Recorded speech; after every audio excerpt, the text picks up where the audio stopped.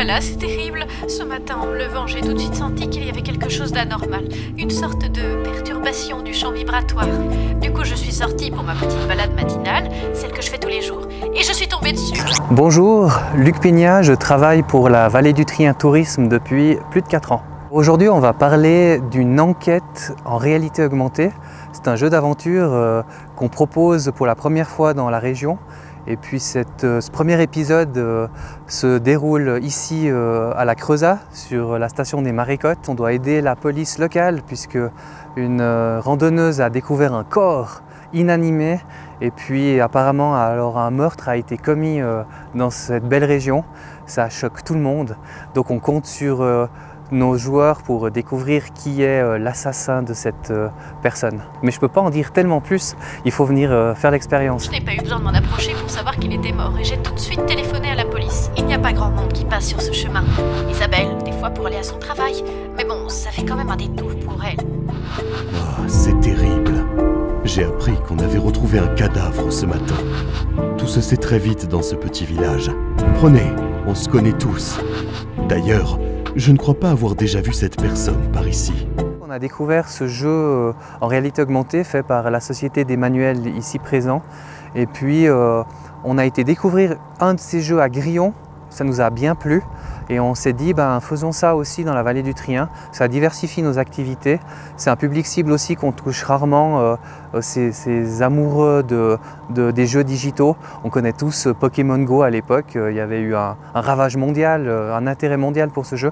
Donc c'est un mélange entre activités en pleine nature, de jeux en réalité augmentée et puis de jeux d'évasion qui ont beaucoup de succès en ce moment dans la région. Il y a de la randonnée, il y a du mountain bike, du e-bike, de la trottinette, il y a Charlotte la Marmotte, des sentiers didactiques, de la gastronomie. Et puis là, c'était une corde en plus à notre arc, à notre proposition, à notre palette d'offres.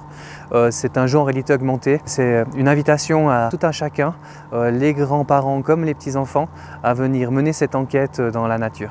Alors bonjour, moi c'est Emmanuel Peña, donc je suis le créateur du jeu. Si on veut jouer, c'est assez simple, il suffit de télécharger l'application qui est disponible sur Android ou bien iPhone. Il faut la télécharger à la maison de préférence parce qu'il y a du réseau avant de prendre la télécabine pour monter à la Creusat. Et là, tout est expliqué dans l'application, il faudra se rendre à plusieurs points géographiques dans la Creusat.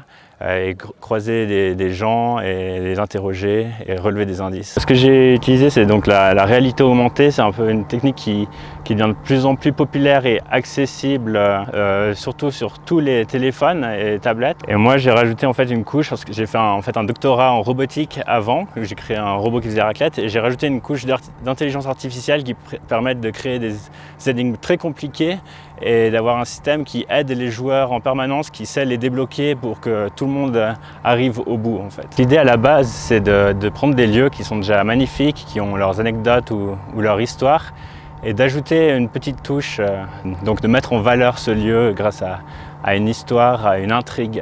Et ça, on peut le faire en fait grâce à la réalité augmentée.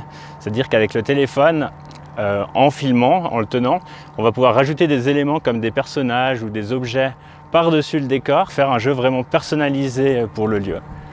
Je vois ce que vous essayez d'insinuer en me montrant ça, hein. Vous vous imaginez probablement que j'ai pu donner un petit coup de pouce au destin en déclenchant la fameuse avalanche, hein.